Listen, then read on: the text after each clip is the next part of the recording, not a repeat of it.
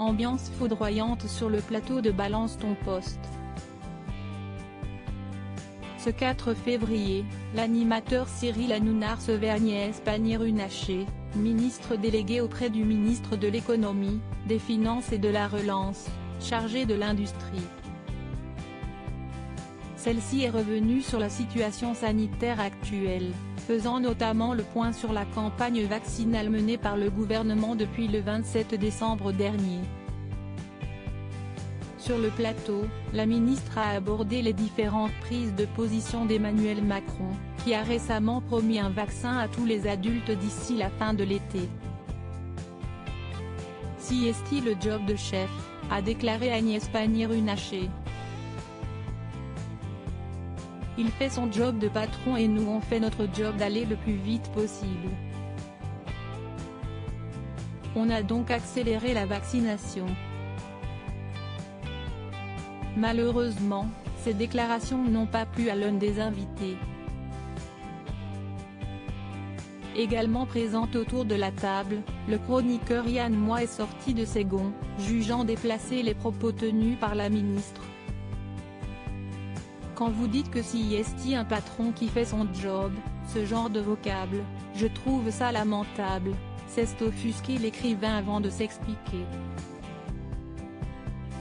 Si est pas un patron, si est un président de la République qui a la responsabilité de la santé de ses concitoyens. On ne parle pas de job, on ne se comporte pas comme si on dirigeait une PME. Si est la France, si est la République française, un peu de dignité, il y a des morts, a-t-il lancé. Yann Moix, un peu de dignité, il y a des morts. Cyril Hanouna s'est aussitôt attelé à rétablir le calme, mais la ministre déléguée a tenu à répondre, soulignant avoir un très grand respect pour la République. À un moment, on peut utiliser des mots simples, s'est-elle défendue. Si est une expression. Son explication n'a toutefois pas convaincu Éric Nolot. Lui aussi dérangé par les propos de la ministre, le chroniqueur, lui aussi invité de l'émission, s'est rangé du côté de Yann Moix.